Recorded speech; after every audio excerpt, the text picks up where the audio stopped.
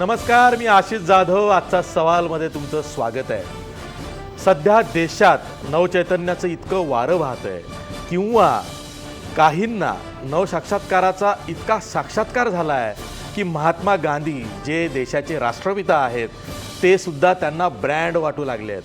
त्यांची म्हणजे महात्मा गांधींची ब्रँड व्हॅल्यू कमी झाली आहे, म्हणून त्यांना खादीपासून वेगळं करा असा विचारही सत्तेतल्या काहींना येतोय, वाटतंय तसं.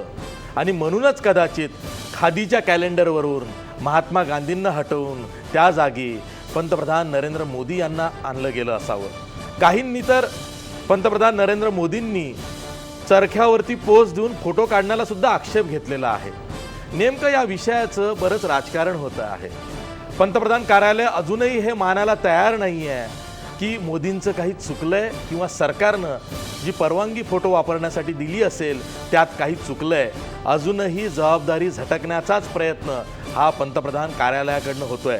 कारण 3 दिवसापूर्वी पंतप्रधान कार्यालयानं या खादी कॅलेंडरचं समर्थन केलं होतं आणि आता म्हणतायत आम्ही त्या गावचेच नाही, परवानगी न घेता नरेंद्र मोदींचा फोटो वापरला गेला आहे. खादी ग्रामोद्योग आयोगाकडून खुलासा मागण्यात आलेला आहे. नेमकं काय घडतंय यावरच आज आपण चर्चा करणार आहोत. आपला आजचा सवाल बघा. खादीच्या कॅलेंडरवरून महात्मा गांधींना हटवण्याचा निर्णय मोदींच्या अंगलट आलाय का?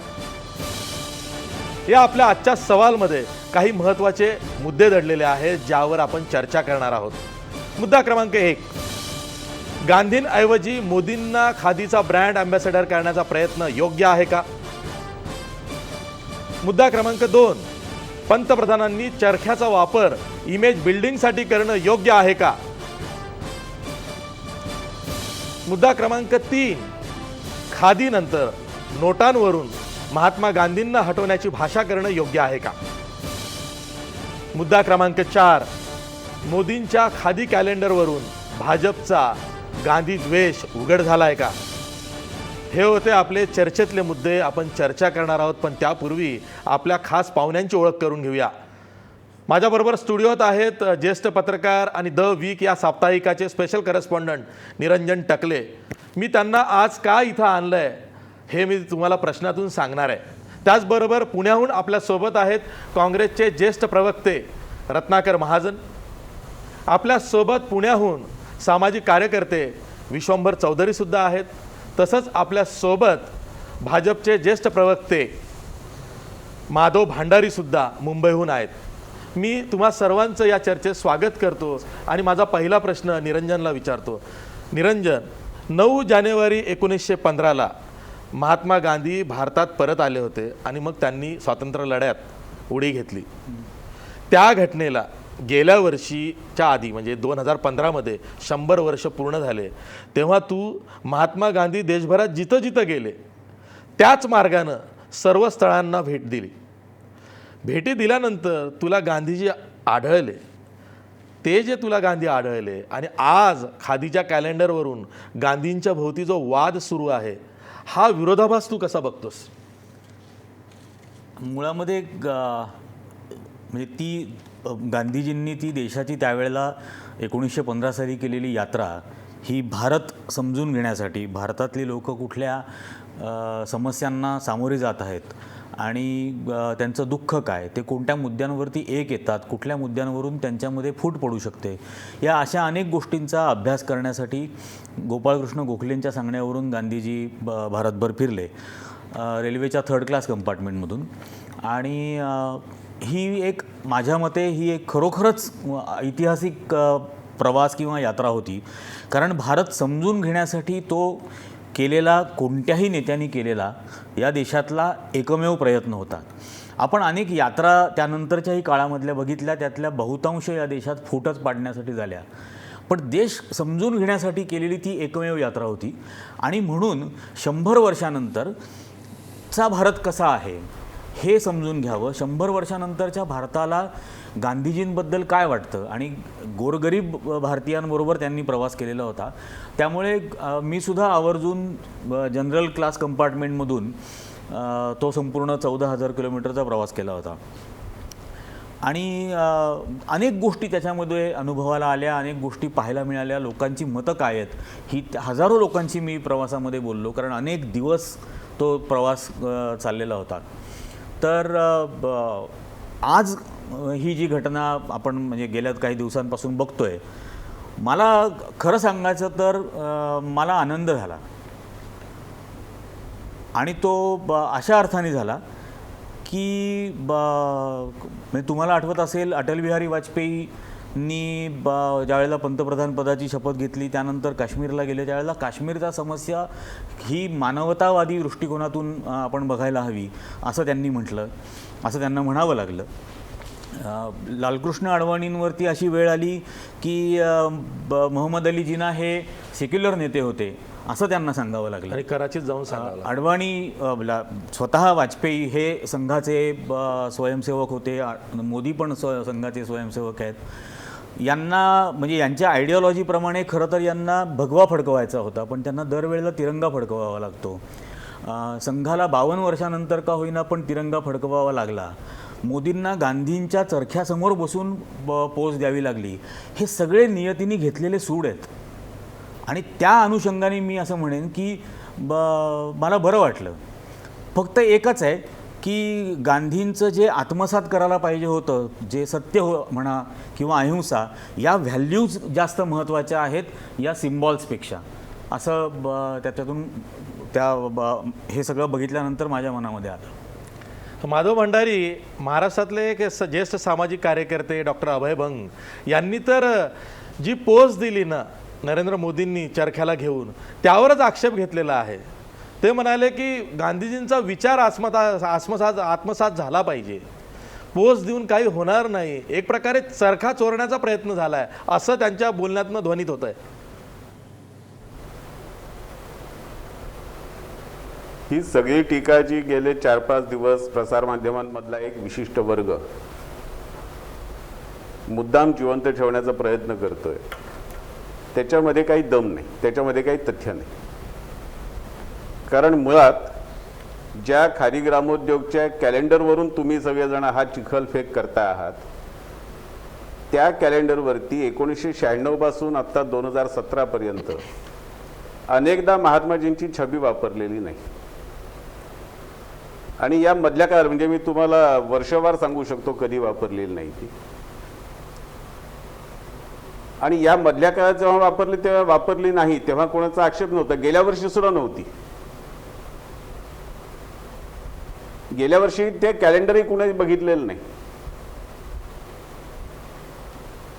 आणि ज्या मोदी साहेबांनी चरख्याची पोच दिली असा शब्दप्रयोग आपण वारंवार करता आहात, कदाचित आपल्या संग्रहामध्ये जर असेल तर नोव्हेंबर 2015 मध्ये जेव्हा चीनचे प्रमुख राष्ट्रप्रमुख झी जिनपिंग भारतात आले होते तेव्हाचा फोटो बघा. त्यावेळेला झी जिनपिंगना सुद्धा त्यांनी चरखा चालवून दाखवला आणि त्या दोघांचं चरख्यावरचं एक छायाचित्र सगळीकडे प्रसिद्ध झालेलं आहे. मोदी साहेब गुजरातचे मुख्यमंत्री होते तेव्हापासून त्यांनी चरख्याच्या प्रमोशनमध्ये लक्ष घातलं, चरख्याचा वापर वाढवण्यामध्ये लक्ष घातलं, चरख्याची डिझाईन्स नवी डिझाईन्स करण्याचा प्रयत्न केला, त्याची उपयुक्तता त्याची उत्पादकता वाढवण्याचा प्रयत्न केला. आणि जे छायाचित्र खादी ग्रामोद्योगने वापरलंय ते एका कार्यक्रमातलं की त्या दिवशी 500 चरखे महिलांना दिले गेले स्वयंरोजगाराच्या कार्यक्रमामधून. त्यामुळे हे सगळे संदर्भ बाजूला ठेवून एक फोटो फक्त आपण त्याच्यावरती ज्या पद्धतीने टीका करत आहात आणि जे कोणी या सगळ्या विषयावरती टीकेची राळ उठवत आहेत ते फक्त आपल्या विद्वेषाचं प्रदर्शन करतायत. आणि ते कुठल्याही अर्थाने गांधीजींचे विचार आत्मसात केलेल्या मंडळींचा असा विद्वेषाचं प्रदर्शन असू शकतं असं मला स्वतःला वाटत नाही. ठीक आहे माधव भंडारी, आपल्यासोबत रत्नाकर महाजन सुद्धा आहेत. महाजन सर, तुम्ही ऐकलत माधव भंडारी काय सांगतायत? ते म्हणतात यामध्ये कुठला स्वार्थ नव्हता, वाईट हेतू नव्हता, चांगल्या हेतूनच कॅलेंडरवरती नरेंद्र मोदी आले आणि त्या कॅलेंडरच्या 12 महिन्यांच्या 12 पानांवर तोच एक फोटो आलेला आहे.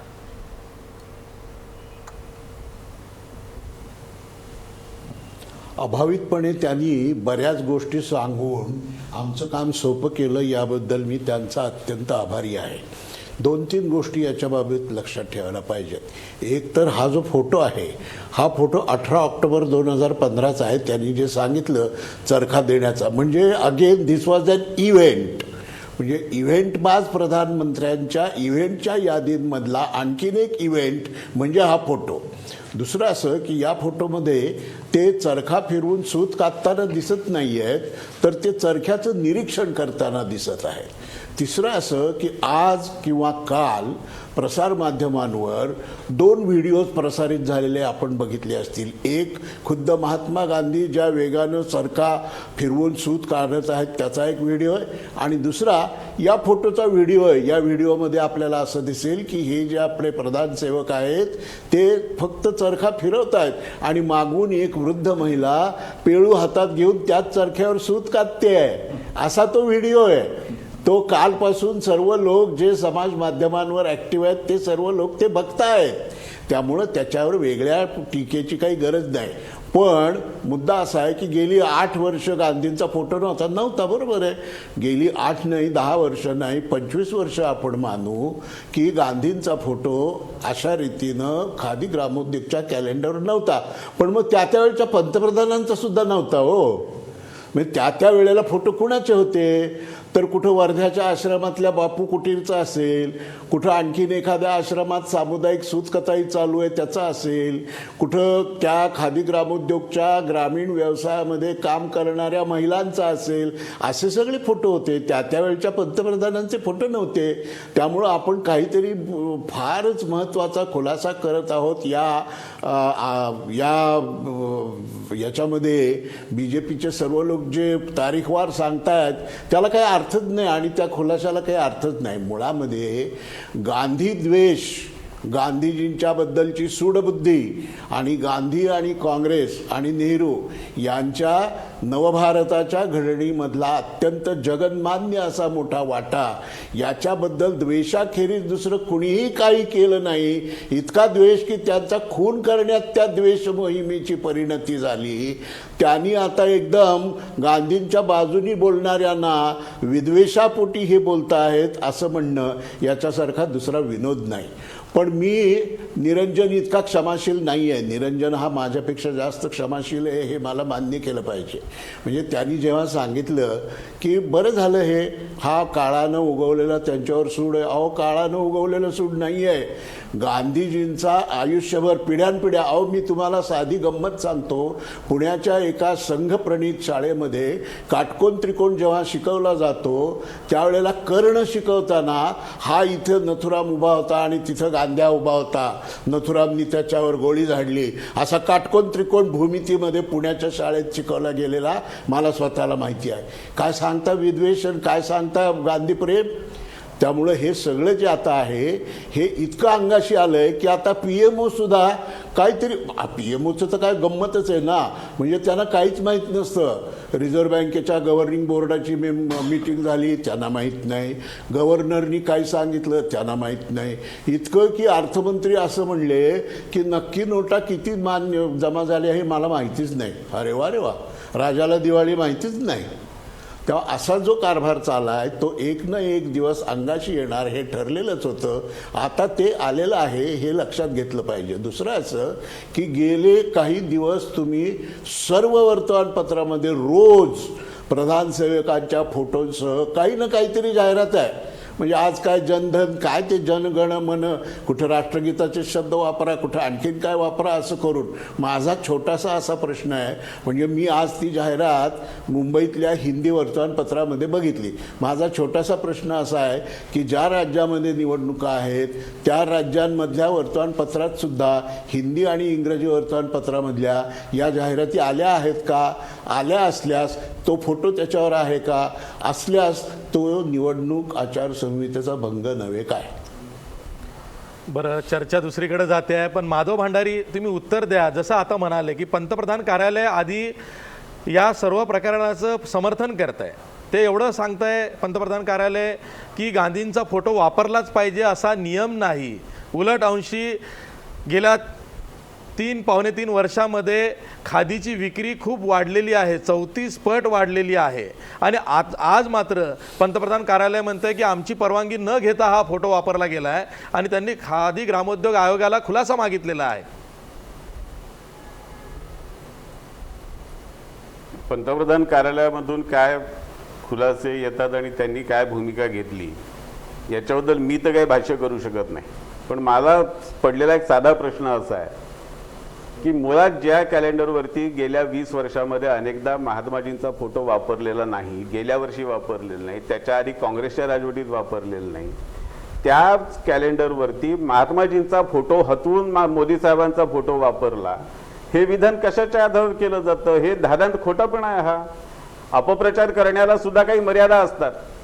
नाही, असं कोणीच आणि करत या नाही. पद्धतीचं गोबेशच्या धर्तीचं अपप्रचार करण्याचं तंत्र हे डाव्या मंडळींनी सातत्याने वापरलं, पण आता पुरे झालं ना. ते करून इतके वर्ष केलं, आणखीन काय आहे? महाजनांचं असं म्हणणं आहे की आता पंतप्रधानांचा रत्नाकर फोटो कधी महाजन वापरला ज्या गेला कथा नाही खादी सांगतायत. कॅलेंडरवर. पंतप्रधानांचा फोटो कधी खादी कॅलेंडरवरती वापरला गेला ठीक नाही. आहे ना, वापरू नये असं कुठे म्हणणं आहे? आणि ते जे फोटो वापरले नसेल गेले वापरला महात्मा गेला, आपण गांधींच्या वापरला ऐवजी म्हणून काय आकाश कोसळलं ते का? पवनार आश्रमातला असेल किंवा इतर गांधींशी संबंधित ते फोटो होते. म्हणजे गांधी आचरण सगळं ऐकलेलं आहे, असेल, आशिष. गांधी हे सगळं- वेश हे असेल सगळं वक्तव्य किंवा मी खादी ऐकलेलं आहे. असेल, सत्य असेल, हे अहिंसा सगळं असेल, वक्तव्य मी अशाशी ऐकलेलं संबंधित आहे. फोटोज वापरले हे गेले. सगळं वक्तव्य मी ऐकलेलं आहे. तुम्हाला आणि ते म्हणायचं ऐकल्यानंतरचा माझा हा प्रश्न आहे. बरं, महाजन साहेब उत्तर द्या, त्यांच्या प्रश्नाला जर उत्तर त्या द्या. सगळ्या कॅलेंडर्स वरती नाही, यात सातत्याने उत्तर देण्याजोगं गांधीजींचा काय? प्रश्न फोटो वापरावा असा यात नियम उत्तर असता आणि देण्याजोगं जर आपण काय? विधान तेच- केलं तेच- असतं की गांधीजींचा फोटो काढून मोदी साहेबांचा फोटो वापरला, पण या काय झालंय, तुम्हा मंडळींना मोदी साहेबांच्या बद्दल एक फोबिया झालाय आणि या मोदी फोबियातून प्रत्येक ठिकाणी नुसता गदारोळ करत राहणं यामध्येच आपण सर्वजण गर्क झालेला आहात. महाजन सर उत्तर द्या. अहो काय, याला काय उत्तर द्यायचं? पुन्हा पुन्हा तेच तेच प्रश्न उपस्थित करायचे आणि उत्तर मिळालं तरी पुन्हा तेच प्रश्न उपस्थित करायचे. ह्याला खरं गोबेल्स तंत्र म्हणतात. असं आहे की 12 ते 14 ही 2 वर्ष जो काही गदारोळ खोट्या मुद्द्यांवर, आजपर्यंत कोर्टात सिद्ध न झालेल्या मुद्द्यांवर 2 वर्ष गदारोळ माजवला, त्याची फळं हाती आल्याबरोबर किंकर्तव्य मूढ होऊन का जे लक्षात येईल, जे डोक्यात येईल ते रोज घोषणा करत बसले. त्यांनी इतरांवर गदारोळाचा आरोप कशाला करावा? हा फार छाळसूत प्रश्न आहे की पंतप्रधानांचा फोटो छापू नये असा नियम आहे का? नाही, बरोबर. पण सगळ्या गोष्टी नियमानं चालत नसतात, आपल्या सारासार विवेकानुसार चालतात, आपल्या सदसद विवेकबुद्धीनुसार चालतात. मुळात गांधी आणि खादी यांचं एक अविभाज्य असं नातं आहे. त्यामुळं जे जे गांधींच्या विषयी आहे त्या संकल्पनेच्या बरोबर गांधींचं नाव येणं हे अनिवार्य, अपरिहार्य आणि आवश्यक आहे. त्यामुळं खादी ग्रामोद्योग म्हणलं की गांधीजींचीच आठवण लोकांना होणार. अशा परिस्थितीमध्ये गांधीजींच्या जवळ जाण्याच्या प्रयत्नाचा एक सटल प्रयत्न म्हणून हे जर होत असेल आणि त्याच्यावर कोणी आक्षेप घेतला तर त्याच्याबद्दल एवढं चिडून अप्रस्तुत स्पष्टीकरण करण्याची काही आवश्यकता नाही. माधव भांडारी बोला. पहिली गोष्ट, याच्यामध्ये स्पष्टीकरण अप्रस्तुत वगैरे काही नाही. जी वस्तुस्थिती मी आपल्यासमोर मांडली. मोदी साहेबांनी गुजरातचे मुख्यमंत्री असताना सुद्धा खादीचा वापर वाढवा याच्यासाठी किती प्रयत्न केले ते आपण त्याची माहिती घ्या. आणि न्यायालयाचा दाखला जो आता महाजन साहेबांनी दिला ना, ते फार सहजासहजी विसरले की त्यांचे युवराज भूकंप करायला निघाले होते काही कागदांच्या नावाने, आणि ते सुप्रीम कोर्टाने ते कागद निकामी पुन्हा एकदा ठरवल्यानंतर अप्रस्तुत युवराजांना मुद्दा आणि काढू त्यांची नका, आठवण सुद्धा विषयाला नाही. धरून आत्ता बोला. 15 दिवसातली गोष्ट आहे. पण आपण नाही मगाचपर्यंत आपण सगळं बोलत होतं ते विषयाला धरून होतं आणि आता मी बोलायला लागल्यानंतर अप्रस्तुतपणा आला. आपण खादी, गांधी आणि ही मोदी फॅसिस्ट मनोवृत्ती. यावरच अशी विषयावर चर्चा बोलू. विषयावर झाली पाहिजे. इतकी शुद्ध फॅसिस्ट मनोवृत्ती. आपण इतकी शुद्ध खादी, फॅसिस्ट मोदी मनोवृत्ती आणि फक्त गांधी आपण यावरच टाकू बोलूया. शकता. आपण जेव्हा विषयांतर करत होतात, हो म्हणूनच जेव्हा डॉक्टर महाजन काँग्रेसचे प्रवक्ते विषयांतर करत होते तेव्हा आशिष जाधव आपल्या सकट आणि माझ्या सकट कोणी त्यांना अडवलं नाही. बरं ठीक आणि आहे. तुम्ही विषयांतर मी मी करतात, मी असंही कोणी सांगितलं नाही. मी तिसऱ्या पुणेकरांकडे कारण मी तर- जातोय, मी तर विश्वंभर काय- चौधरींकडे जातोय, कारण 3 पुणेकर आहेत, त्यामुळं आज थेट प्रश्न होत आहेत आणि त्यांच्यातच उत्तर होत आहेत. विश्वंभर चौधरी, हरियाणातले एक भाजपचे मंत्री म्हणतायत की गांधींची ब्रँड व्हॅल्यू कमी झालेली आहे, त्यामुळं मोदीचा किंवा खादीचा हे विक्री कमी झालेली आहे. आता मोदींची ब्रँड व्हॅल्यू जास्त आहे, त्यामुळं खादीबरोबर मोदींचं नाव जोडलं गेलं, हे एक प्रकारे चांगलं झालं असं ते म्हणतायत.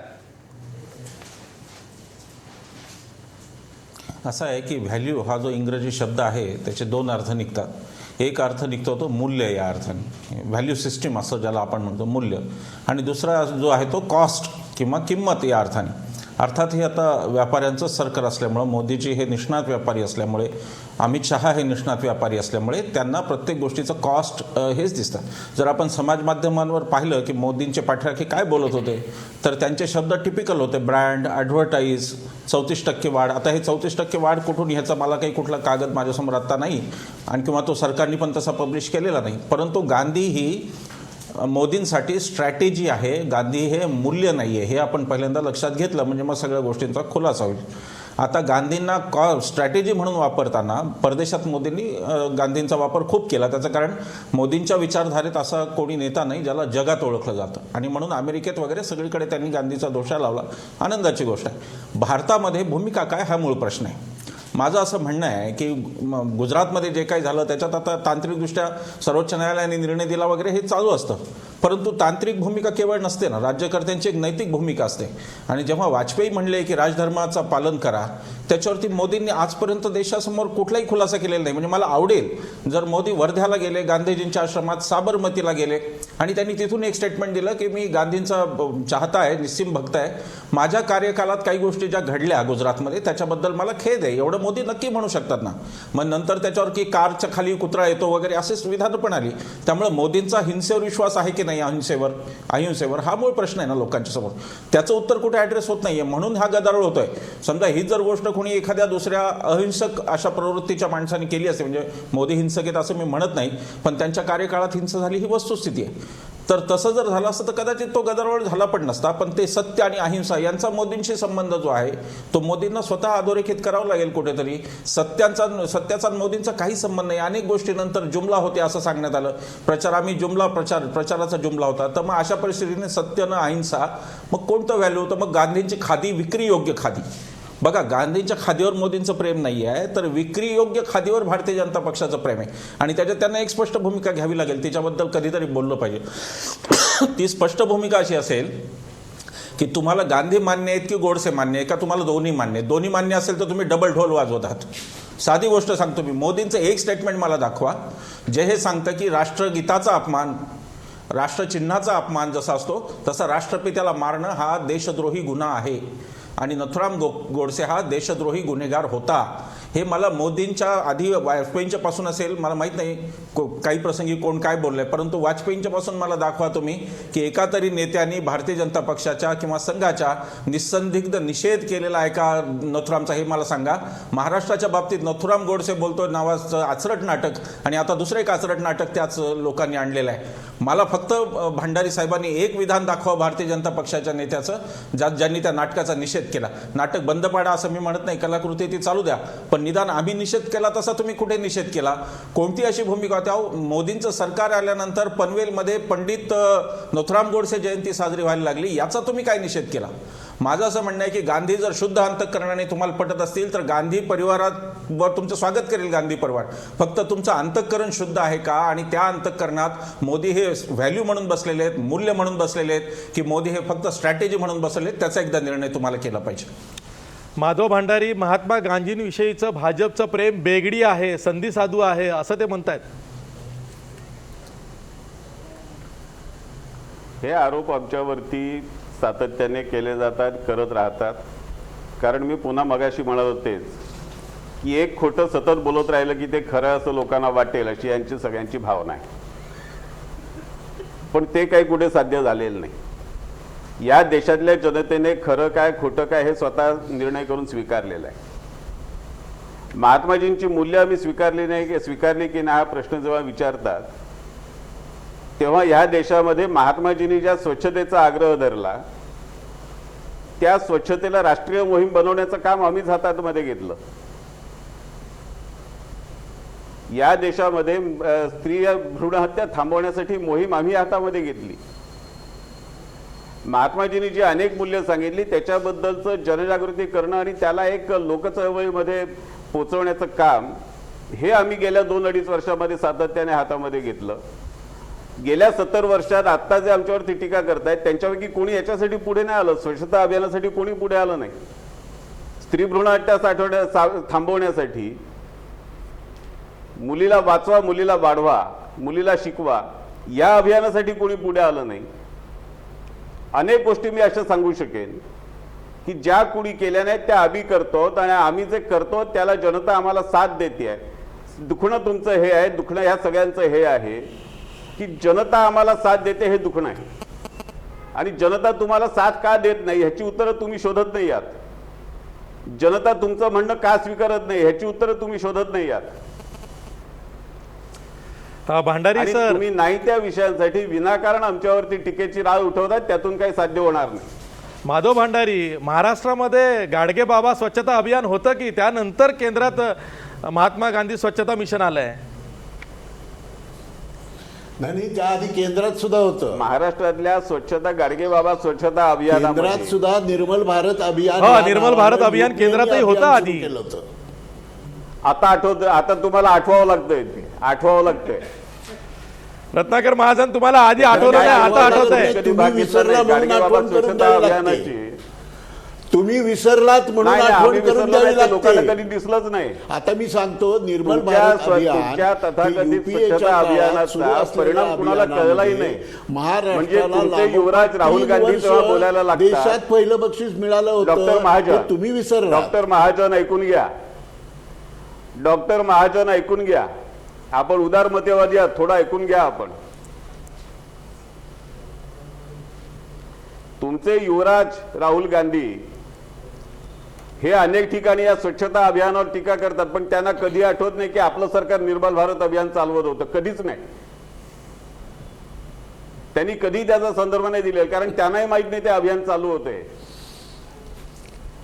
आणि जर तुमच्या युवराजांनाच माहित नाही तर जनतेपर्यंत काय पोहोचलंय ते? काय हे काय मुद्दे आहेत आशिष? कशी काय अशी चर्चा जनतेला त्या करायची? अभियानामध्ये जोडून घेणं, अशी उलटी सुलटी चर्चा कशी काय करायची? असं कसं? एक पुणेकर दुसऱ्या पुणेकराला विचारतात, तुम्ही उत्तर द्या रत्नाकर महाजन. देतो ना. अहो, राहुल गांधी म्हणजे एक तर असं आहे की हे जे कोणी लोक आहेत ते 17व्या 18व्या शतकाच्या बाहेर पडलेलेच नाहीत. त्यामुळे युवराज काय, महाराज काय असले शब्द त्यांच्या तोंडामध्ये येतात आणि लोकशाहीचा फायदा घेऊन आपण लोकांवर वरवंटा फिरवतो हेही त्यांच्या लक्षात राहत नाही. पण लोकशाही आहे, त्यामुळे युवराज महाराज असले शब्द आज लोकांना सुद्धा आवडत नाहीत आणि लोकसुद्धा तो वापरत नाहीत. राहुल गांधी हे काँग्रेस पक्षाचे उपाध्यक्ष आहेत, हे एकदा नक्की लक्षात ठेवा. आणि त्यानंतर हे लक्षात ठेवा की राहुल गांधी जेव्हा आजच्या स्वच्छ भारत अभियानावर टीका करतात तेव्हा त्यातल्या दिखाऊपणाची ते टिंगल करतात. म्हणजे नुसता गांधीजींचा चष्मा घालून आणि जिथं कचरा नाही तिथं झाडू मारून जी जाहिरातबाजी चालू आहे, अजून काढून बघा, तुमच्या सगळ्या लोकांचे फोटो काढून बघा, इन्क्लुडिंग प्रधानसेवक. जिथं कचरा नाहीच आहे तिथून कचरा काढण्याचे प्रयत्न चालू आहेत. दिल्लीतले काही प्रसंग तर असे रिपोर्ट झालेले आहेत की टी व्ही कॅमेरे येण्याच्या आत तिथं पालापाचोळा टाकण्यात आला आणि तो साफ करत असताना सगळे टी व्ही कॅमेरे आले आणि फोटो आले आणि ते दाखवले गेले. ही सगळी चर्चा होऊन गेलेली आहे. तुम्ही विसरता त्याला आम्ही काय करायचं? पण तुम्ही समजता एवढी लोकांची स्मरणशक्ती लघु नाही, याला आता आम्ही काय बरं करणार? माधव भांडारी, लास्ट कॉमेंट या सेगमेंट मधली. लोकांची स्मरणशक्ती किती लघु आहे आणि किती दीर्घ आहे याचा अनुभव तर आपण घेतो. 2015 मधले 2016 मध्ये आपण महात्माजींचं छायाचित्र वापरलं नाही हे आठवत नाही. 20 वर्ष आपण महात्माजींचं छायाचित्र वापरत नव्हतो हे आठवत नाही. त्यामुळे स्मरणशक्ती दीर्घ आहे की लघु आहे? काय पुन्हा तेच चालू आहे? उत्तर पण ठीक आहे, मी इथे एक ब्रेक घेतोय, कारण आता चर्चा खूप पुढे गेली आहे. कशाला वेळ घालवता आमचा? नाही, इथं चर्चा खूप पुढे गेलेली आहे. मी एक नाही, ब्रेक पण आमचा घेतोय. वेळ- ब्रेकवर जाता जाता आपला प्रश्न बघा. खादीच्या कॅलेंडरवरून महात्मा गांधींना हटवण्याचा निर्णय मोदींच्या अंगलट आलाय का? 79% लोक म्हणतायत होय, खादीच्या कॅलेंडरवरून महात्मा गांधींना हटवण्याचा निर्णय पंतप्रधान नरेंद्र मोदींच्या अंगलट आलाय. पुन्हा भेटूया ब्रेकनंतर.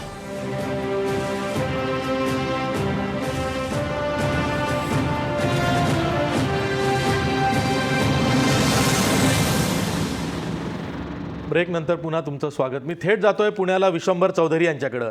विश्वंभर चौधरी, ही घटना कधी लक्षात आली जेव्हा खादी ग्रामोद्योग आयोगाच्या कर्मचाऱ्यांनीच या घटनेचा निषेध केला?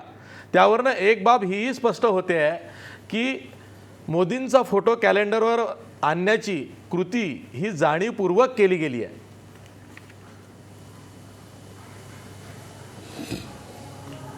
नक्की मला सुद्धा ते त्यातूनच कळलं खरं म्हणजे. आणि मी एक प्रातिनिधिक एक दिवसाचा उपवासही केला. आता मी काही काँग्रेसचा सभासद नाही आहे, म्हणजे मला असं वाटतं की भंडारी साहेबांनी माझ्या प्रश्नांना ॲड्रेसच केलं नाही. म्हणजे देशात सामान्य माणसाची किती गळचेपी चाललेली आहे याचं हे उदाहरण आहे बघा, की भाजप आणि काँग्रेस त्यांचं भांडण चालत राहिलं आणि सामान्य माणसाची बाजूच ॲड्रेस झाली नाही, त्याला उत्तरही मिळाली नाही. मला असं वाटतं की नथुराम गोडसेचा जो मुद्दा उपस्थित केला मी, तो अत्यंत महत्त्वाचा आहे आणि तो त्याच्यावरती भाजपाने एक निर्णय त्यांचं मत मांडलं पाहिजे. नंबर 2, मला उपवास करावा असं का वाटलं? मी काही काँग्रेसचा सभासद नाही किंवा काँग्रेसशी माझा काही संबंध नाही. मला उपवास करावा अशासाठी वाटला की मला वाटलं की माझ्या राष्ट्रपित्याला हटवून, आता ते हटवलं का नाही हे पुन्हा दुसरे फोटो. आता खरं म्हणजे काय झालं माहिती आहे का? मुद्दा काय आहे? मूळ मुद्दा असा आहे की 10 वर्ष एक असा पंतप्रधान पाहायची सवय आम्हाला होती, जो सुसंस्कृत, शालीन, अतिशय शिकलेला, संयमित बोलणारा आणि कुठेही फक्त स्वतःची फोटोबाजी न करणारा असा एक पंतप्रधान होता. त्या पार्श्वभूमीवर मोदी आले. मी परवाच तुमच्या चॅनलला मुलाखत दिली तेव्हा सांगितलं की इंदौरमध्ये मी गेल्यानंतर मला असं दिसलं की एरो ब्रिजपर्यंत मोदींचे फोटो होते. सगळ्या पेट्रोल पंपावर मोदी, एरो ब्रिजवर मोदी, म्हणजे सर्वव्यापी फक्त मोदी. म्हणजे आता खरं सांगू का, आता हे प्रदर्शन किळसवाणं या प्रकारातलं. इतका व्यक्तिवाद, प्रचंड व्यक्तिवाद. एकीकडे हा पक्ष असं म्हणतो की आधी राष्ट्र, मग पक्ष, मग व्यक्ती. आता तो सिक्वेन्स कंप्लीट उलटा झालेला आहे भारतीय जनता पक्षाचा. आणि म्हणून मला वाईट वाटलं की देश अशा लोकांच्या हातात आहे ज्यांना राष्ट्रपित्याच्याबद्दल गांभीर्य नाही कुठलंही, ज्यांना खादी काय हे कळत नाही. खादी त्यांच्यासाठी स्ट्रॅटेजी आहे. खादी हे स्वावलंबन होतं. खादी हे हा आर्थिक कार्यक्रम होता गांधीजींनी दिलेला. मला वाटत नाही की आज मोदी खादीचा प्रचार करतायत. खादीचा जर मोदींना प्रचार करायचा असेल तर आशिष, तर एक गोष्ट नक्की मी त्यांचं स्वागत करेल. मी मोदींचा पहिला सत्याग्रही व्हायला तयार आहे. जसं गांधींचे विनोबा पहिले सत्याग्रही झाले, मोदींनी फक्त उद्यापासून हे जाहीर करावं की ग्रामीण अर्थव्यवस्था मजबूतीकरण हे अदानी आणि अंबानीकडून होऊ शकत नाही. म्हणून मी त्यांचा रस्ता सोडतोय आणि मी पुन्हा गांधींच्या मार्गावर जातोय. गांधींच्या इकॉनॉमिक्सकडे मोदी जात आहेत का मला सांगा ना. चरखा हे इकॉनॉमिक्सचं प्रतीक आहे. चरखा म्हणजे खेळायची गोष्ट नाही की काल कोणीतरी फिरून पाहिला. पंतप्रधानांनी पाहावा, पण फोटो चरख्याचं गांभीर्य लक्षात घेतलं पाहिजे. चरखा हा स्वावलंबनाचा, अर्थकारणाचा निदर्शक आहे. आणि मोदींनी जर उद्यापासून जाहीर केलं की माझी निवडणुकीची खर्च असा झाला, तो मी या ग्रामीण व्यवस्थेतून आणि चरखा फिरून मी ते पैसे आणले होते निवडणुकीच्या प्रचाराला, आणि यापुढे मी अंबानी असो अदानी असो मी यांना कुठलाही पुढावा देणार नाही. मी यापुढे ग्रामीण अर्थव्यवस्था मजबूत झाली पाहिजे. गांधींचा विचार हा कॅपिटलिझमचा आणि मोदींचा विचार यात खूप भयंकर फरक आहे असं मला वाटतं. गांधींच्या भोवती पण उद्योगपती होते, पण ते स्वतः सूत कातत आणि जमनालाल बजाज हे स्वतः जेलमध्ये गेलेले आहेत. अदानी अंबानीचा असा कुठलाही इतिहास नाही. तेव्हा उद्योगपतींचा सांधा जुळताना आणि आणि मला ते फार दुःख होतं या घटनेचं की सोशल मीडियावर सांगितलं जातं की गांधींच्या पण बरोबर उद्योगपती मोदींच्या. पण फरक आहे, मोठा फरक आहे ना. गांधींच्या बरोबरच्या उद्योगपतींनी निधी नाही दिला लढायला पक्षाला त्यांच्या, आणि गांधी लढत नव्हते निवडणुका, हे सगळ्यांना माहिती आहे. तुम्हाला गांधी पण व्हायचं आहे, तुम्हाला अदानी पण पाहिजे आणि गांधी पण व्हायचं, हा तुमचा खरा पॅराडॉक्स आहे. मला असं वाटतं की त्यामध्ये नथुरामबद्दलची भूमिका, अदानीबद्दलची भूमिका या जोपर्यंत स्पष्ट होत नाहीत तोपर्यंत चरख्याच्या मागे बसलेली व्यक्ती प्रामाणिकपणे चरख्याच्या मागे बसलेली आहे हे देशात सिद्ध होत नाही. हे इश्यू ॲड्रेस होण्याची गरज असं मला वाटतं. फक्त काँग्रेसमध्येच गांधींचे लोक आहेत असं समजण्याचं काही कारण नाही भंडारी साहेब. सगळ्या भारतभर गांधींचं प्रेम आहे. गांधी ही इथली जिवंत मी म्हणेन की आजही आख्यायिका होऊन राहिलेलं आहे. आणि गांधींच्या बद्दल मी तुम्हाला एकच सांगतो, भारतामधला नंबर 1 नेता आजही महात्मा गांधी आहेत. मी जेव्हा जिथे गेलो मला लक्षात आलं, आणि बाबासाहेब आंबेडकर हे त्यांच्या बरोबरीने येतं. माझ्या हे लक्षात आलं की इतर कुठलेही नेते भारतावर प्रभाव टाकू शकले नाही असे हे 2 नेते. तर तसं असेल तर त्या नेत्याची फक्त स्ट्रॅटेजी घेऊन, त्या नेत्याचं फक्त सिम्बॉल घेऊन चालणार नाही. त्या नेत्याचा आत्मा तुम्ही घेता का, आणि तो मोदी कितपत घेतात याबद्दल लोकांच्या मनात साशंकता आहे. पुढच्या काळात जर मोदी म्हणले की मी ग्रामीण अर्थव्यवस्थेचा पुरस्कार करणार आणि अदानी अंबानींना मी माझ्याकडे येऊ देणार नाही, तर आम्ही हेही मान्य करू. माधव भंडारी, तुम्हीच बोला, उत्तर द्या.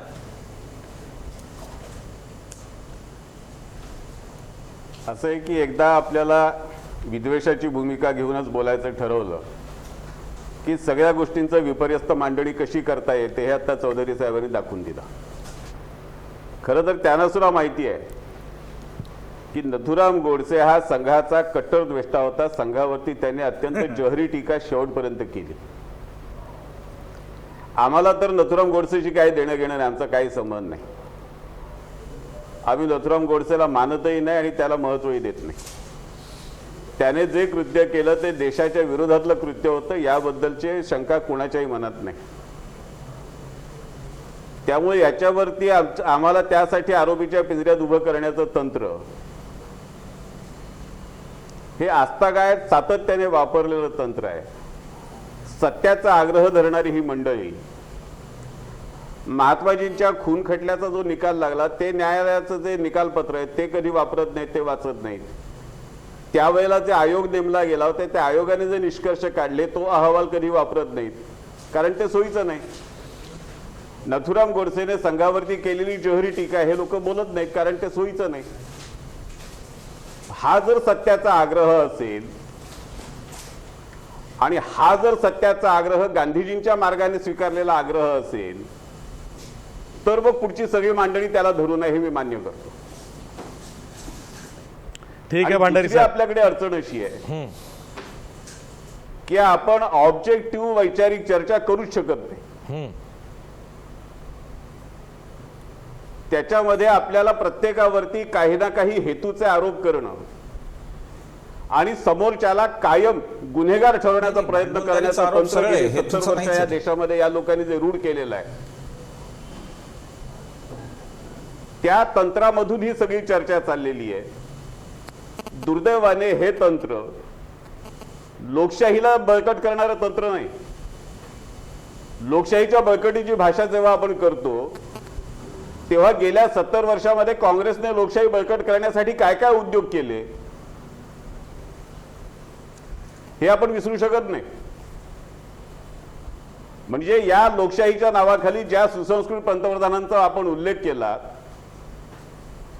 आणि मी काँग्रेसच्या उपाध्यक्षांना युवराज म्हटल्याचा काँग्रेसच्या प्रवक्त्यांना राग आला, त्या काँग्रेसच्या उपाध्यक्षांनी आपल्या सभ्य सुसंस्कृत सुशिक्षित पंतप्रधानांचा अपमान सगळ्या जगासमोर कसा केला होता हे आपल्याला सगळ्यांना माहिती आहे.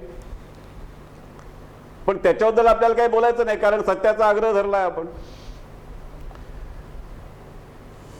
त्यामुळे या ज्या भूमिका आहेत या भूमिका काही विशिष्ट काही विशिष्ट स्थान स्वीकारून काही विशिष्ट पोच स्वीकारून केलेल्या भूमिका आहेत आणि त्याच्यामधून आपण कुठेही मुद्द्यापर्यंत पोहोचत नाही. जो साधा विषय साधा मुद्दा हाच आहे की वर्षानुवर्ष ज्या कॅलेंडरवरती गांधीजींचं छायाचित्र वापरलं नाही त्या कॅलेंडरवरती एकदा मोदीजींचं छायाचित्र आल्याबरोबर गांधीजींचं छायाचित्र हटवून मोदीजींचं छायाचित्र आणलं. हा अपप्रचार करणं हे तंत्र, याच्याबद्दल आपण काही बोलायला तयार नाही. नाही, त्यावरती आपण एवढी चर्चा केली ना भांडारी साहेब. पण निरंजनला काहीतरी म्हणायचं आहे. तुम्ही म्हणताय की नथुराम गोडसेचा संघाशी काही संबंध नाही, तो म्हणतोय त्याच्याकडे काही वेगळे पुरावे काही वेगळी माहिती आहे. निरंजन नाही, वेगळे पुरावे किंवा माहितीपेक्षा नथुराम गोडसेंच्या भावानी गोपाळ गोडसेंनी, ज्याला जन्मठेपेची शिक्षा झाली होती, त्या गोपाळ गोडसेंनी दिलेल्या मुलाखतीमध्ये असं म्हटलं की आम्ही चौघं भाऊ जवळजवळ संघातच जन्माला आलो आणि संघातच वाढलो आणि मरेपर्यंत नथुरामनी किंवा आम्ही कोणीही संघ कधीही सोडलेला नव्हता. आता संघावरती टीका केली असेल तर याचा अर्थ त्यांनी संघ सोडला असा अर्थ होत नाही. मुळात संघामध्ये प्रवेशाची आणि राजीनामा देण्याची काही पद्धत आहे हे मला तरी अजूनपर्यंत माहिती नाही. त्यामुळे नथुराम गोडसेचा भाऊ जो त्याच खटल्यामध्ये आरोपी होता, त्याच गुन्ह्यामध्ये, त्याचं असं म्हणणं की आमच्या चौघांपैकी कोणीही कधीही संघ सोडला नाही, नथुराम मरेपर्यंत संघाचा सदस्य होता. त्या संघाचा ॲक्टिव्ह सदस्य असतानाच्या काळामध्ये तो त्यांचा बौद्धिक प्रचारकसुद्धा होता. याचे अनेक संदर्भामधले दाखले आहेत. आता हा जो संपूर्ण भाग आहे, आता नव्याने ती जी काही भिवंडीत केस आहे त्या निमित्ताने अनेक गोष्टी समोर येतील, तर आपल्यालाही सगळ्यांना पहिल्यांदा कदाचित राहुल गांधी आहेत पुन्हा त्यात कदाचित त्या पाहायला मिळतील. मुळामध्ये संसदेमध्ये भारतीय जनता पक्षाचे निवडून आलेले खासदार ज्यावेळेला नथुराम गोडसे हा देशभक्त होता अशा पद्धतीची भाषणं करतात, त्यावेळेला त्यांना कडून रिप्रिमांड केलं जात नाही हे देश पाहतो. त्या खासदाराची इतर आणखीन 10-12 खासदार ओढतात. भारतीय जनता पक्षाचं राज्य असलेल्या मध्य प्रदेशमध्ये नथुराम गोडसेची फाशीचा दिवस आणि जन्मदिवस हा साजरा केला जातो. आता महाराष्ट्रामध्ये पनवेलमध्ये साजरा केला जातो. म्हणजे उठसूट देशद्रोहाच्या खटले बिटले दाखल केल्याचे आपण उदाहरणं पाहिली. यांच्यावरती कुठल्या प्रकारचा खटला दाखल झाला? कुठलाही खटला दाखल झाला नाही. मग ही एक प्रकारे त्यांना दिलेली मूकसंमती आहे का त्यांची पाठराखण या संदर्भामध्ये केली जाते? हा सामान्य माणसाला सुद्धा वाटणारा प्रश्न आहे की अशा पद्धतीचं कृत्य होऊन सुद्धा गुन्हा का दाखल होत नाही, यांच्यावर कारवाई का होत नाही, यांना ताबडतोब अटक का केली जात नाही, याचा निषेध का केला जात नाही? अशा पद्धतीने जर भाषणं संसदेच्या सभागृहात केली जातात. दुसरं हे जे काही म्हणजे मला ते लॉजिकच पटत नाही की अचानक 34% खादीचा सेल वाढला. 34% खादीचा सेल वाढला तर कापसाचे भाव किती रुपयांनी पडले? तो वेगळाच आणि का बरं पडले? नाही, तो वेगळाच विषय आहे. कापसाचे भाव का पडले जर का खादीचा किंवा सेल किंवा विक्री इतकी वाढली असेल तर? माधव भंडारी, तुम्हाला काय म्हणायचं आहे? मग मी रत्नाकर महाजनांकडे जातो. नाही, निरंजन टकलेने ज्या पद्धतीने आता मांडणी करायचा प्रयत्न केलाय, गोपाळ गोडसेचं आत्मचरित्र नंतर आलेलं आहे. नथुराम गोडसेंनी जे साप्ताहिक चालवलं होतं त्या साप्ताहिकाचे अग्रलेख वाचा जाणीवपूर्वक. माझ्याकडे त्यांनी काय म्हटलंय संघाबद्दल ते वाचा. अग्रण्याला टीका केली म्हणून ते संघाचे नव्हते असं होत नाही ना. आपण त्यांनी जी संघावर टीका केली आणि ते संघाचे होते म्हणजे काय होतं? संबंध नव्हता असं कसं म्हणू शकतो? संघाचं त्यांच्याकडे काय जबाबदारी होती, संघाच्या कामामध्ये त्यांचा संबंध किती होता हे एकदा संशोधन करा. पण ते संशोधन करणं सोयीचं नाही, कारण ते तुम्हाला त्याच्यात पाहिजे ते उत्तर मिळणार नाहीये. आम्ही नाही सांगणार, त्यामुळे ते संशोधन तुम्ही कोणी करणार नाही. रत्नाकर महाजन काहीतरी म्हणतायत, बोला. आणि कारण तुम्हाला जास्त हौस आहे म्हणून. नाही, रत्नाकर महाजन आणि नथुराम गोडसेची जयंती किंवा पुण्यतिथी, नथुराम गोडसे बद्दल ऐकून घ्या. नथुराम गोडसेची जयंती किंवा पुण्यतिथी साजरा करणारा वर्ग हा गेली अनेक वर्षे देशाच्या कुठल्या तरी छोट्या गावात आहे. हे स्वतःला हिंदू महासभावादी म्हणवतात. हिंदू महासभेचा संघाचा काही संबंध नाही. आणि काँग्रेसच्या काळामध्ये सुद्धा अशाच तऱ्हेचे कार्यक्रम झाले. त्यावेळेला कधी गुन्हे नोंदवले गेले आणि कारवाई झाली मला माहित नाही. Very good. अब आया ऊन पहाड के नीचे. रत्नाकर महाजन, आता तुम्ही बोला. त्यांच्या जागी नथुरामचा पुतळा उभा करा. नाही, ऐकून घ्या. ऐका, नंतर बोला. बोला सर. महात्माजींचे पुतळे काढून तिथे नथुरामचे पुतळे उभे केले पाहिजे काही कारण नाही असं म्हणणारे महाराष्ट्रातले महान नेते इतकी लांबड काँग्रेसच्या मंत्रिमंडळामध्ये त्यांच्या मांडी लावून बसत होते. उपमुख्यमंत्री होते.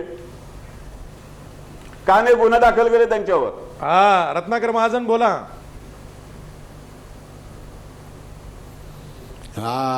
कसे म्हणजे किती व्यवस्थित असा म्हणजे दुष्प्रचार करायचा तो सुद्धा किती व्यवस्थित करता येतो हे बहुधा आरशात बघून बोलत होते. त्यामुळं सगळं त्यांचं ते जरा गोंधळ झाला. स्वतःच वर्णन इतरांच्या नावाने प्रयत्न केला. असं आहे. बघा, अवश्य बघा माझ्याकडं. माझ्याकडं तर सगळा महाराष्ट्र बघतो. त्याचं काय मला भीती आहे? तुम्ही बघत राहा. कारण मी आरशासारखा निरभ्र आहे म्हणून तुम्ही माझ्याकडे बघत होता. एनिवे, मुद्दा असा आहे की नथुरामचा आणि संघाचा संबंध काय होता याचं संशोधन तुम्ही करा. आम्ही नाही सांगणार. जरी तो आमचा होता तरी आम्ही नाही सांगणार. तुम्ही संशोधन करा. अरे जर तो तुमचा होता, संघस्थानावर येत होता, तो काही काळापुरता बौद्धिक प्रमुख होता, बौद्धिक विभागाचा कार्यवाह होता, तर तुम्ही संशोधन करा हे म्हणण्याचं काय कारण आहे? दुसरं, गोपाळ गोडसेची जन्मठेपेची शिक्षा संपल्यानंतर तो जेव्हा पुण्यात आला त्यावेळेला पुण्यामध्ये त्याच्या स्वागतार्थ सत्यनारायणाची पूजा झाली. त्या उद्यान प्रसाद मंगल कार्यालय नावाचं जे कार्यालय आहे तिथं सत्यनारायणाची पूजा झाली. तिथं जाहीर सभा झाली आणि तिथं ग.वी. केतकर नावाचे एक मोठे पत्रकार होते जे लोकमान्य टिळकांचे नातू होते. त्यांचं भाषण झालं. दुसऱ्या दिवशी त्यावेळच्या काँग्रेस सरकारने त्यांना अटक केली, त्यांच्यावर खटला भरला आणि त्या खटल्यात कायद्याने जेवढी शिक्षा होती तेवढी त्यांना शिक्षा झाली. हो, म्हणजे इतिहासाचं इतरांचं ज्ञान काढण्याच्या आधी थोडं आपलं पण ब्रशअप करावं ना, काय हरकत याच्यात आहे? आमचा काय आपण संबंध? लोकांसमोर बोलत असतो, कमीत कमी दिशाभूल असावी आणि अधिकाधिक विचारांची स्पष्टता असावी, एवढीच अपेक्षा आहे. आता हा पण आमचा गुन्हा आहे का? माधव भंडारी, नाही, ज्या घटनेचा उल्लेख डॉक्टर महाजन करतायत ते गवी केतकरांना समजा शिक्षा झाली, सगळं झालं, आमचा काय संबंध त्याच्यामध्ये? समजा नाही झालीच. हो ते म्हणतात त्या आणि संघाचा हे काय संबंध? सुद्धा संघाचा उल्लेख संघाच्या संबंधामध्ये जे हे सांगतायत डॉक्टर महाजन, तेही उल्लेख करतायत की भाजप संघामध्ये तो होता, तो संघातून बाहेर पडला होता, हे नाही सांगत आहेत.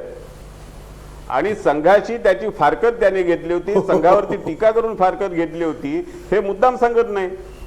जे सांगायला पाहिजे ते सांगायचं नाही तर नाही मला इथं बोललंच पाहिजे बरं का आणि ते आशिष. दडवून ठेवायचं, त्याच्यावरती अत्यंत अनैतिहासिक चर्चा करायची. बोला बोला रत्नाकर महाजन बोला. आणि आम्ही सांगतो तेच खरं म्हणा हा आग्रह धरायचा, कारण एवढी फॅसिस्ट प्रवृत्ती काँग्रेसशिवाय कोणाची आहे? आता इथं एक एक इतिहासाचार्य इतिहासावर एवढं मोठं प्रवचन देत आहेत की माझ्यासारख्या सामान्य माणसांनी काय बोलावं असा प्रश्न आहे. फक्त तुम्हाला दोनच गोष्टी सांगतो. नंबर एक, संघामध्ये प्रवेश करताना कुठलाही सदस्यत्वाचा फॉर्म भरून घेतला जात नाही आणि संघ सोडताना कुठल्याही प्रकारचा राजीनामा कुणी देत नाही. देशपांडे, श्री ग माजगावकर, दिवी गोखले, मधुकर देवल, देशपांडे, मी नाव सांगितलं, ही सारी मंडळी एकही काळी संघाची पूर्ण वेळ प्रचारक स्वयंसेवक असलेली मंडळी. विद्याधर पुंडलिक आणखीन एक नाव.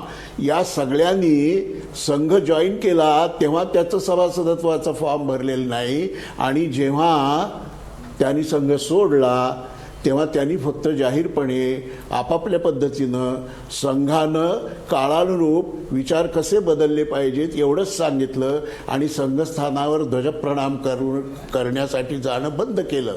त्यातल्या 3 लोकांशी तर माझे व्यक्तिगत संबंध होते, त्यांच्याशी माझ्या दिवस चर्चा झालेल्या आहेत. पण हा इतिहास नाही, आम्ही सांगतो तोच इतिहास. ही फॅसिस्ट प्रवृत्ती ज्यांची आहे ते इतरांना फॅसिस्ट म्हणणार. म्हणून मी म्हणलं की तुम्ही आरशात बघून बोलताय तर ते पुन्हा माझ्याचकडून बघतात, म्हणजे मी आरसा झालो. आता काय ही वाद करायची पद्धत आहे मला तर काही कळतच नाही. सरळ पांढरं निशाण दाखवावं आणि मोकळं व्हावं आणि कालानुरूप सुधारण्याची प्रतिज्ञा करावी. नाहीतरी संघामध्ये प्रतिज्ञेला अनन्यसाधारण महत्त्व आहे. माधव भंडारी बोला. डॉक्टर महाजनांकडून संघ समजावून घेताना मला खूप बरं वाटलं आणि त्यांनी जे दाखले अजून घ्या ते दाखले सुद्धा अजूनही माझ्याकडे आहेत भरपूर. यशवंतराव चव्हाण संघाच्या शाखेत गेले होते आणि ही यादी खूप मोठी आहे. फारच त्यामुळे विनोदी संघाच्या शाखेवर गेला फारच विनोदी आणि संघाच्या शाखेवर जाणं बंद केलं. संघाच्या शाखेवर जाणं बंद केलं हे जेव्हा तुम्ही 4, 5, 6 नावं सांगितली त्यांच्या बाबतीत जे सांगितलं जातं ते तुम्हाला मान्य आहे. पण नथुराम गोडसेने संघात जाणं बंद केलं हे तुम्ही स्वीकारायला तयार नाही, कारण मग तुम्हाला संघाला आरोपीच्या पिंजऱ्यात उभं करता येत नाही. हा जो विचार करण्याची पद्धत आहे त्याला माझा आक्षेप आहे. किती बारीक बारीक खोडी काढायचा प्रश्न आहे. आता मला आणि याच्यावर बोललं ही पद्धत केव्हा तरी पाहिजे. बदला ना. पांढरं निशाण दाखवण्याचा आहे. मुद्दा, पांढरं निशाण दाखवण्याचा मुद्दा हा इथे उद्भवतच नाही. आशिष मला इथं हो बोललं बोला पाहिजे. बोला बोला. थोडाफार वेगळा विचार करण्याची तयारी पाहिजे. असं आहे. हो अगदी करू, आपण दोघं मिळून करूया. मुद्दा असा आहे की ही जी 4-5 नावं मी घेतली ती 4-5 नावं एवढ्यापुरती घेतली नाहीत की त्यांनी संघ शाखेत जाणं बंद केलं पण संघाने जो त्यांच्यावर वैचारिक कुसंस्कार केला त्या कुसंस्कारासहज त्यांनी या जगाचा निरोप घेतला, हे अधिक महत्त्वाचं आहे. म्हणून नथुराम कधीतरी संघात जात होता पण खून केला तेव्हा तो संघात जात नव्हता, हे समर्थन लंगडं आहे. जसं माजगावकर, देशपांडे ही जी मंडळी आहेत त्यांनी संघाच्या तथाकथित विचारधारेचे जे कुसंस्कार त्यांच्यावर झाले ते त्यांनी शेवटपर्यंत सोडले नाहीत, हे त्यांच्या त्यानंतरच्या लिखाणावरनं सुद्धा लक्षात येतं. उदाहरणार्थ संघातले दिवस हे देशपांडेंचं पुस्तक आणि त्यानंतर विविध नियतकालिकात त्यांनी लिहिलेली राष्ट्रवाद, समाजवाद, समाजशास्त्र या सगळ्यांवरची त्यांची लेख प्रपंच जर काढून बघितला तर हे लक्षात येईल की त्या कवचकुंडलांसहज त्यांनी आपल्या सर्वांचा निरोप घेतला. Last comment Madhav Bhandari. नाही, मला डॉक्टर महाजनांचा मुद्दा खरंच कळला नाही. माझ्या सुदैवाने मी डॉक्टर देशपांडेंबरोबर अनेक वर्ष वावरलो. त्यांच्या हाताखाली मी अभ्यास केलाय.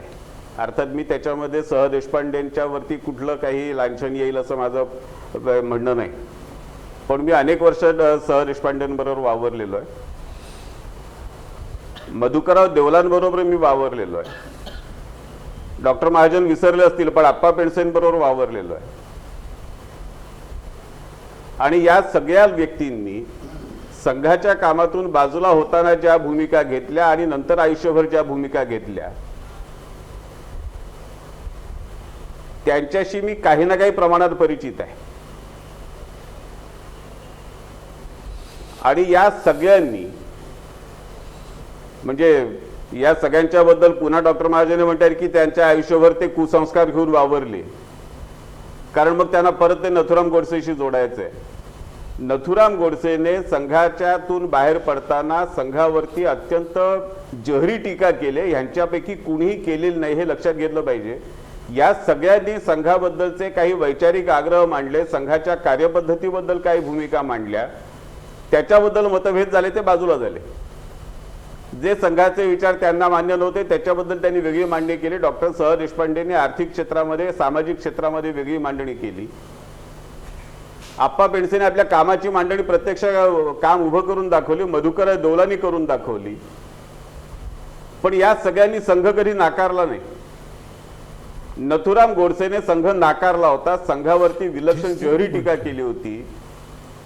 हा इतिहास आपल्याला स्वीकारायला हरकत काय? पण तो नाही स्वीकारणार आपण, कारण तो स्वीकारला की आपला सगळा पाया हादरतो, पाया कोसळतो. आणि म्हणून ही जी वैचारिक गोंधळ आहे तो तिथे आहे, त्याला आमचा इलाज नाही. मी तुम्हा दोघाही ज्येष्ठ पाहुणे खादीच्या विक्रीचा जो मुद्दा आहे जाता जाता भंडारी सर, आपला मुद्दा हा खादी, गांधी, मोदी असा आहे. आपल्याला नथुराम गोडसेंना संघाशी जोडायचं हा आपला विषय नाहीये. म्हणूनच मी एक ब्रेक घेणार आहे. ब्रेकवर जाता जाता आपला प्रश्न बघा.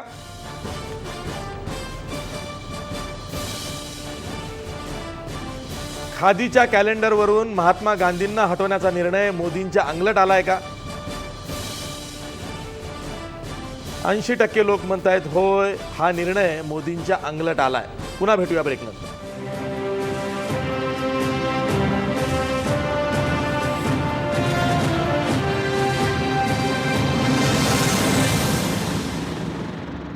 ब्रेक नंतर पुन्हा तुमचं स्वागत. ब्रेक पूर्वी एक प्रकारे संघावर आपलं बौद्धिकच झालं आहे. मी थेट जातोय रत्नाकर महाजन यांच्याकडं. रत्नाकर महाजन, आज खादी झालं, उद्या चलनी नोटावरून सुद्धा गांधींना हटवण्यात येईल अशी जी भीती व्यक्त होते आहे, तुम्हालाही असं काही वाटतंय का? काय अडचण अशी आहे, विशेषतः मोदी यांना उमेदवार केल्यापासून संघ परिवाराची एक विचित्र अशी कोंडी झालेली आहे. ती अशी आहे की व्यापारी म्हणजे ज्यांनी स्वतःच, म्हणजे त्याच्यात काही राग येण्याचं कारण नाही, ती वस्तुस्थिती आहे.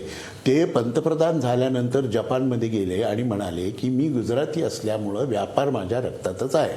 तेव्हा ज्यांनी स्वतः मी प्रथम व्यापारी आहे आणि नंतर पंतप्रधान आहे अशा अर्थाचं कन्फेशन दिलं, त्यांना व्यापारी म्हणण्याबद्दल राग येण्याचं कारण नाही. It is just a statement of fact. आता मुद्दा असा की त्यामुळं राजकारणाचा एकूण जो प्रभाव आहे आणि राजकारणाचा एकूण जो पोत आहे तोच बदलण्याचा प्रयत्न चालू आहे आणि प्रत्यक्ष मास कॉन्टॅक्ट, मास रॅलीज, ऑर्गनायझेशन, त्याच्यातून येणारे इश्यूज, त्याच्यावरचा कार्यक्रम याऐवजी प्रसारमाध्यमं, समाज माध्यमं याच्यातून जो 12 ते 14 या 2 वर्षामध्ये गदारोळ उठवला गेला त्याच्यातून साकार झालेलं हे नेतृत्व आहे नंबर 1. दुसरं असं की हे मुळी सगळं हे जे सगळं आहे ना ते मार्केटिंगच्या तत्त्वज्ञानावर आधारित आहे आणि मार्केटिंगचं मूळ तत्व असं की when the product is bad you must market it aggressively. Here bye product I mean Modi and not khadi. Control लगेच ह्या बोटावरचा थुंका त्या बोटावर करण्याची शक्यता आहे. आता खादी म्हणजे जसं परवा तुषारनी सांगितलं की गांधीजींची खादी म्हणजे हाताने कातलेलं सूत आणि त्या सुतावरनं हाताने विणलेलं कापड, त्याला खादी म्हणतात. आज ज्या खादीचा खप वाढला वगैरे म्हणतायत ते जर आपण बघितलं तर अगदी मोजकी ठिकाणं सोडली तर इतरत्र खादीमध्ये पॉलिस्टर मिक्स करण्याची पद्धत गेल्या 25-30 वर्षापासून चालू आहे. ती आजची नाही आहे. म्हणजे मी सांगतो तुम्हाला की खादीमध्ये कृत्रिम धागा मिक्स करून पॉलिवस्त्र असं नामकरण मोरारजी देसाईंच्या राज्यात झालेलं आहे या देशामध्ये. त्यामुळं खादी वापरणाऱ्यांमध्ये सुद्धा कॉस्मेटिक पर्पजेससाठी आणि चांगलं दिसावं यासाठी पॉलिवस्त्र वापरणारे लोक आणि आमच्यासारखे वेडे ज्यांनी तत्त्व म्हणून खादी स्वीकारलंय ते हँड ओव्हन हँडस्पन वापरणारे खादीदारी, असा त्याच्यामध्ये सुद्धा फरक आहे. म्हणून हा जो खप वाढलेला आहे तो पॉलिवस्त्र नावानं वापरल्या जाणाऱ्या खादीचा खप वाढलेला आहे. जी खादी नव्हे असं खुद्द तुषार गांधी म्हणाले, पण ते आपण सोडून देऊ, ती काय अल्टिमेट ऑथॉरिटी नाही हेही आपण म्हणू. पण मुद्दा असा आहे की आपण जेव्हा 34% विक्री वाढली असं म्हणतो तेव्हा त्याची आधार वर्ष किती आहेत? 3 वर्ष, 5 वर्ष, 4 वर्ष, 1 वर्ष, 6 महिने, 2.5 महिने किती आहे हे काही अजून कुठं बाहेर आलं नाही. दुसरं असं की हे जे हरियाणाचे गृहस्थ आहेत म्हणजे त्यांचं काय म्हणजे यांच्या बुद्धिमत्तेचं किती कौतुक करावं. म्हणजे मोदी हे गांधींपेक्षा मोठे ब्रँड आहेत म्हणून खादी खपली. अरे मोदीला, अरे त्या मोदींच्या पंक्तीला महात्मा गांधींना बसून तुम्ही गांधींना सुद्धा ब्रँड म्हणता. आमच्या बापाला ब्रँडच्या पातळीवर तुम्ही आणून ठेवलं आणि तरी तुम्ही सांगणार की नाही नाही आम्ही गांधींचे परमभक्त आहोत, गांधींचे अनुयायी आहोत. ही काय पद्धत आहे? बरं मगाशी म्हणले अमुक असं म्हणले, तमुक तसं म्हणले. अहो तुमच्या घरात कोण काय म्हणते ते बघा की आधी आणि त्याच्यावर काय तुम्ही इलाज ठीक आहे करा ते ठीक आहे बघा. ठीक आहे ठीक आहे. हा माधव कसा भंडारी माणूस प्रश्न हाच आहे. की मोदी प्रश्न हा हाच आहे मोठा माधव भंडारी प्रश्न हाच आहे की हरियाणातले भाजपचे मंत्री अनिल विज यांनी जरी त्यांचं विधान मागे घेतलं असलं तरी भाजपनं पक्षानं त्यांच्यावर कारवाई केलेली नाही. आणि दुसरं म्हणजे पंतप्रधान कार्यालय म्हणतंय की आमची परवानगी न घेता हा फोटो वापरला गेला, तर मग आता ही कॅलेंडर्स डायऱ्या मागे घ्याव्यात ना. प्रिसाइजली एकतर असं आहे की ज्या आकडेवारीबद्दल डॉक्टर महाजन म्हणाले ती 34% विक्री वाढली हा खादी ग्रामोद्योग आयोगाचा दावा आहे. त्यांनी एका प्रसिद्धी पत्रकामध्ये गेल्या 2 वर्षांची हा माहिती दिलेली आहे. त्यांच्या म्हणण्यानुसार गेल्या 2-2.25 वर्षात खादीच्या विक्रीमध्ये 34% वाढ झालेली आहे. आता खादी ग्रामोद्योगनेच केलेला दावा असल्यामुळे त्याच्याबद्दलचे अधिक काही प्रश्न असतील ते आपल्याला खादी ग्रामोद्योगला विचारावे लागतील. एक यातला मुद्दा जाता जाता आधी लक्षात आणून देतो की कॅलेंडर डायरी प्रसिद्ध झाला असेल, बरंच 1.5 महिन्यापूर्वी झालं असेल, ते कोणाच्या लक्षात आलं नव्हतं. पण ते लक्षात आलं नाही आणि त्याच्यावरून वादंग उभा राहिला नाही. पाहिल्यानंतर कामगार संघटनांनी हे केलंय. आता या कामगार संघटना कुणाच्या आहेत आणि त्यांनी हे का केलं हा प्रश्न मी काही विचारत नाही. या कामगार संघटनांनी खादीची विक्री वाढवण्यासाठी किती प्रयत्न केले हा प्रश्न तर अजिबात विचारत नाही. ज्या हरियाणाच्या मंत्र्याचा उल्लेख केला त्या हरियाणाच्या मंत्र्याला पक्षाने ताबडतोब जाब विचारला आणि त्याच्याबद्दल त्याला माफी मागायला लावली, त्याचं विधान मागे घ्यायला लावलं, पण कारवाई केली नाही त्यांच्यावर. त्यामुळे पक्षाने त्याला कुठेही संरक्षण दिलेलं नाही, काही केलेलं नाही.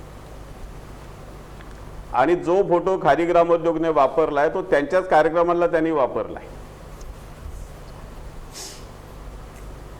त्यामुळे या सगळ्या मुद्द्यांमध्ये आणि जो काय हरियाणाच्या मंत्र्याचं जे प्रलाप आहेत ते त्याला मी काय साध्या शब्दांमध्ये फार म्हणू शकत नाही, पण पक्षाने त्याला जी समज द्यायची दिलेली आहे. निरंजन, त्यामुळे याच्यामध्ये आमच्या बाजूने कुठल्याही प्रकारचा त्यांना काढलं. गैरहेतू काही नाही. खादीचा वापर वाढला पाहिजे, खादी उद्योग वाढला पाहिजे, हाच त्यातला प्रयत्न आहे. ठीक आहे, भाजपचे प्रवक्ते म्हणतात यात गैरहेतू काहीही नाही. विश्वंभर चौधरी, हे प्रकरण इतकं सोपं आहे का हो की डायऱ्या मागे घ्यायच्या नाहीत, आता ते कॅलेंडर मागे घ्यायचं नाही, फोटोला परवानगी नव्हती असं पंतप्रधान कार्यालयानं जाहीर केलं तरी सुद्धा जी ही चूक करणार आहे त्याला माफ करायचं, इतकं सोपं प्रकरण आहे? 3 दिवसापासून हा गदारोळ सगळीकडे चालू आहे. 4 दिवसापासून मला असं वाटतं की पंतप्रधान कार्यालयाला देशातली एखादी गोष्ट जर 4 दिवसांनी कळत असेल तर ते फारच भीषण आहे. म्हणजे ते देशाच्या सुरक्षिततेच्या दृष्टीने वाईट आहे की पंतप्रधान कार्यालय अनभित नाही. जे पंतप्रधान स्वतः जास्तीत जास्त वेळ ट्विटरवर घालवतात, स्वतः जास्तीत जास्त वेळ फेसबुकला पोजेस देतात आणि फोटो सेशन करतात, माध्यमांना फोटो देतात, त्या पंतप्रधानांना इतक्या उशिरा कळावं हा भारतीय जनता पक्षाच्या खरं म्हणजे काय म्हणू आपण प्रसिद्धी विभागाचा फार घोर अपमान आहे की 4-4 दिवस पंतप्रधान कार्यालयाला कळलंच नाही ना आज पंतप्रधानांनी खुलासा दिला. मला असं वाटतं की याच्यात स्पष्ट दिसतंय ते असं की हे सरकार समाज माध्यमांकडे लक्ष ठेवून रणनीती करतं. समाज माध्यमांवर जर याची आरडाओरडा झाला नसता तर हे प्रकरण दडपून गेलं असतं. समाज माध्यमांवर आलेल्या प्रतिक्रिया अतिशय टोकाच्या आहेत आणि त्या सरकारने ह्या लक्षात घेतल्या पाहिजेत, केंद्रातल्या सरकारने, असं माझं एक सामान्य माणूस म्हणून मत आहे. ते मत असं माझं आहे की फेसबुकवर प्रतिक्रिया अशा आल्या की कदाचित आज राष्ट्रपित्याला बदललं, आज राष्ट्रपिता नकोसा झालाय, उद्या कदाचित भारताच्या राजचिन्हावर चांगलं भारताचा विकास व्हावा म्हणून आम्ही अमित शहा, मोदी आणि भागवत यांचे चेहरे लावले. हे मी म्हणत नाही आहे, हे समाज माध्यमं म्हणत आहेत, हे फेसबुकवर म्हणलं जात आहे, हे ट्विटरवर म्हणलं जातं. अशी सुद्धा वेळ देशावर येऊ शकते का हा प्रश्न आहे. तेव्हा हा प्रश्न राष्ट्रपित्याला ब्रँडिंग राष्ट्रपित्याचं करणं हा मला वाटतं मुळातच अनैतिक प्रकार आहे आणि असं ब्रँडिंग राष्ट्रपित्याचं होऊ शकत नाही. तसं झालं तर उद्या हे राष्ट्रध्वजाचं करतील, राष्ट्रगीताचं करतील. प्रत्येक गोष्ट ब्रँडच म्हणून पाहिजे का? देशामध्ये काही मूल्य व्यवस्था आहे का? सगळ्या गोष्टीला फक्त कॉस्ट असते याचंच उत्तर खरं म्हणजे आपण इथं विचारलं मी पाहिजे. आता पुन्हा की कोणत्या मूल्यांवरती प्रकारची येत नाही, मूल्यव्यवस्था तुम्ही मूल्यांवर रुजवता? पुन्हा काय वेगळी तुमचा चर्चा संदेश नको. आहे? आता व्हॅल्यूज आपण सोडूया कारण आपला वेळ संपलेला आहे. लास्ट कॉमेंट निरंजन, इथून पुढं हे प्रकरण कसं वळण घेऊ शकतं? कारण पहिल्यांदा असं दिसतंय की पंतप्रधान कार्यालय बॅकफूटवर गेलेलं आहे. ज्या पद्धतीनं आधी समर्थन केलं आणि 3 दिवसांनी आता खुलासा मागते आहे, त्या अर्थी कुठंतरी काहीतरी झालेलं आहे आणि पहिल्यांदा बॅकफूटवर गेलं आहे पंतप्रधान कार्यालय हे दिसतंय. 70 वर्षात पहिल्यांदा असा पंतप्रधान झालेला आहे की ज्याचा फोटो जाहिरातीमध्ये किंवा कॅलेंडरवर वापरू की नको याबद्दल त्यांच्या कार्यालयाची परवानगी न घेता खाजगी कंपन्या जिओसारख्या किंवा पेटीएम सारख्या किंवा आता खादी ग्रामोद्योग हे पंतप्रधानांचा फोटो वापरू का नको याची परवानगी न घेता ते फोटो वापरतं. हे 70 वर्षात पहिल्यांदा होतं आहे. आणि याबद्दल काय होईल तर जिओला जसं झालं तसं 500 रुपये दंड फार तर खादी ग्रामोद्योगला आकारला जाईल आणि हे ब्रँडिंग नियमित करून घेतलं जाईल. म्हणजे जसं बेकायदेशीर बांधकाम नियमित होतं तसं ब्रँडिंग नियमित करून घेतलं जाईल. याच्यामधून जो मेगेलोमेनिया लक्षात येतो या सगळ्या ह्याच्यातून म्हणजे अगदी सेल्फ मोनोग्राम सूट्सपासून ते इथपर्यंत हा मेगेलोमेनिया कुठपर्यंत जाणार आहे आणि याचे काय परिणाम देशावरती, समाजावरती, अर्थव्यवस्थेवरती होतील हे येणाऱ्या काळातच बघायला लागते. नोटबंदीनंतर आता खादी कॅलेंडर हे 2 मुद्दे काँग्रेसच्या हातात असे काही लागलेले आहेत ना की काँग्रेस कदाचित यावरनं रान पेटवू शकते. पण पुन्हा प्रश्न तोच आहे, विरोधी पक्षाच्या भूमिकेत काँग्रेस आता तितकी सक्षम आहे का? खरंच पुन्हा एकदा या बाबींवरनं भाजपला आणि व्यक्तिशः पंतप्रधान नरेंद्र मोदींना काँग्रेस कोंडीत पकडू शकते? हाच कळीचा मुद्दा आहे. आज आपण इथंच थांबणार आहोत, पण जाता जाता आपला प्रश्न बघा. खादीच्या कॅलेंडरवरून महात्मा गांधींना हटवण्याचा निर्णय मोदींच्या अंगलट आलाय का? 79% लोक म्हणतायत होय, हा निर्णय मोदींच्या अंगलट आलाय. आज आपण इथंच थांबतो आहोत. पहा फक्त महाराष्ट्रावर.